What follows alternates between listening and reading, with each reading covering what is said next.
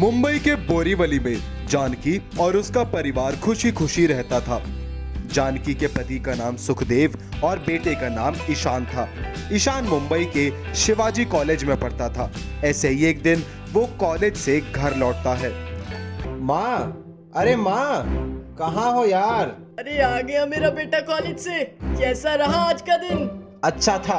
और फिलहाल कृपया करके खामखा के सवाल जवाब मत करो। मैं बहुत ज्यादा थका हूँ यार। तो प्लीज जाओ किचन में से और कुछ खाने के लिए ले आओ मेरे लिए। ईशान की ऐसी बातें सुन जानकी चुपचाप वहां से चली जाती है और रसोई में खाना बनाने लगती है। तभी उसका फोन बजता है। भैया नमस्ते। नमस्ते भाई, नमस्ते। अब कैसी तबीयत है जानकी? बस भैया ठीक ठाक हूँ। अभी दवाई ली थी थोड़ी देर पहले, तो फिलहाल तो अच्छा लग रहा है। बस अभी अभी आया है ईशान कॉलेज से, तो उसी के लिए खाना बना रही हूँ।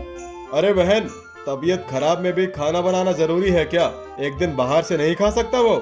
अरे भैया कोई बात नहीं, आजकल तो बाहर का वैसे ही सेफ नहीं है, तो मैं ही बना देती हूँ। जानकी की तबीयत ठीक ना होने के बावजूद वो जैसे तैसे घर संभाल रही थी। इधर ईशान भूख के मारे मरे जा रहा था। अरे ये माँ भी ना कहाँ रह गई? देख के आता हूँ। ईशान जानकी को देखने रसोई में जाता है और वो देखता है कि जानकी फोन पर बात कर रही है। अच्छा, तो यहाँ खुद का बच्चा भूख से मर रहा है और आपको फोन की पड़ी है? अरे कोई हमारे लिए जिम्मेदारी है भी कि नहीं? इतना कहकर ईशान अपने कमरे में चला जाता है। अच्छा भैया, रखती हूँ फोन, बाद में करूँगी। जानकी खाना लेकर ईशान के कमरे में आती है। कितनी बार कहा है आपको? समझ नहीं आता क्या? मैं अपनी फेवरेट कटोरी में सब्जी खाऊंगा। वो चुपचाप जाकर दूसरी कटोरी लेकर आती है। ऐसे ही दिन बीतते जाते हैं। एक दिन सभी डाइनिंग टेबल पर बैठकर खाना खा रहे थे। तभी ईशान बोलता है, पापा ये लीजिए, कॉलेज वालों की तरफ से। अरे इसमें तो लिखा है कल तुम्हारे कॉलेज में पेरेंट टीचर मीटिंग है, तो बुलाया है हम लोगों को। ठीक है पापा, आप आ जाना, लेकिन मम्मी को बिल्कुल मत लाना। और अगर ले भी आओ तो मेरी हाथ जोड़ के विनती है माँ आपसे कि इंग्लिश बोलने की कोशिश बिल्कुल भी मत करना, समझी? अपने साथ ऐसा व्यवहार जानकी को बिल्कुल अच्छा नहीं लगता, लेकिन परिवार के प्रति अपनी जिम्मेदारियों और ममता के चलते वो इन सभी चीजों को दिल से नहीं लगाती। ऐसे ही अगले दिन ईशान कॉलेज से लौटता है। क्या यार मम्मी, आपके पास दिमाग नहीं है क्या? मना करा था ना मैंने आपको, कॉलेज में मेरे दोस्तों के सामने इंग्लिश बोलने की कोशिश मत करना। पता भी है कितना हंस रहे थे वो सब मुझ पर। आज ना सिर्फ आपकी वजह से मेरी कितनी इंसल्ट हुई है। समय बीतता जाता है। ईशान को अपने कॉलेज में पढ़ने वाली एक लड़की प्रज्ञा से प्यार हो जाता है। कुछ समय बाद ईशान और प्रज्ञा की शादी हो जाती है।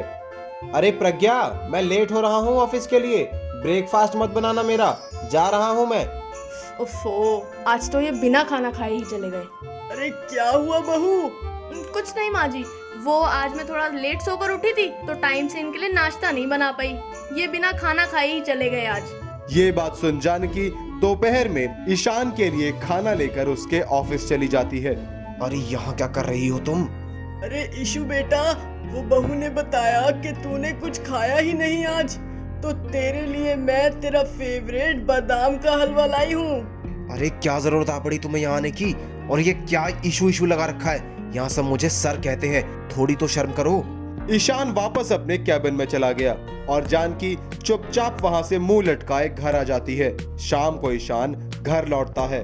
प्रज्ञा, अरे कहाँ हो? अरे हाँ, यही हूँ। कहिए, क्या हुआ? क्या जरूरत थी तुम्हें ऑफिस में माँ को भेजने की? अरे एक दिन खाना नहीं खाया तो कौन सी आफत आ गई? मर तो नहीं गया ना मैं? क्या माँ जी ऑफिस गई थी? हाँ, आज ऑफिस आई थी तुम्हारी माँ, बादाम का हलवा लेकर, और ये फटे पुराने कपड़े पहनकर। ना कपड़े पहनने की तमीज है ना बोलने की।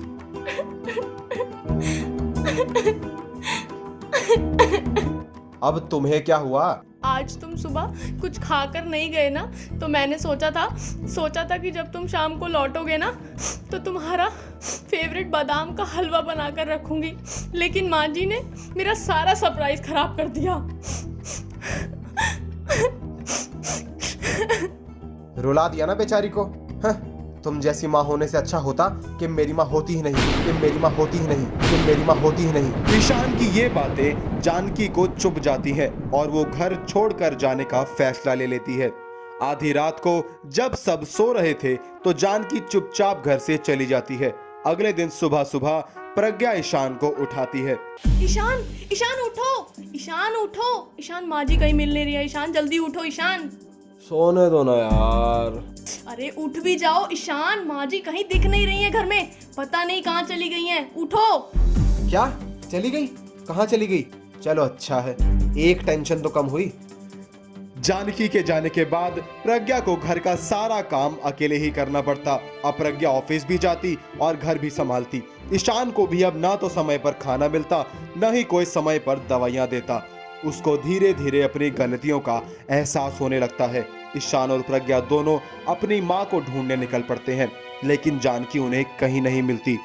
बहुत मेहनत के बाद उन्हें पता चलता है कि जानकी एक वृद्धाश्रम में रह रही है। वो दौड़े दौड़े उसके पास जाते हैं।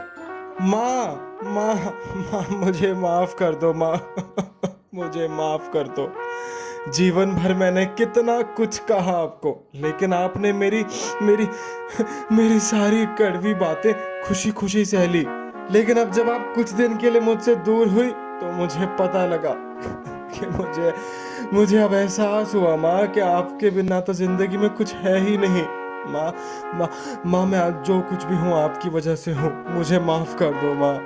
ईशान बहुत देर तक अपनी माँ के पैरों में पड़ा रोता रहता है। जानकी ईशान और प्रज्ञा दोनों को माफ कर देती है और घर वापस आ जाती है। और अब क्या, अब सब खुशी खुशी रहने लगते हैं। अगर ये कहानी आपको पसंद आई तो चैनल को सब्सक्राइब करें और कमेंट करके हमें जरूर बताएं कि भविष्य में आप किस तरह की कहानियां देखना पसंद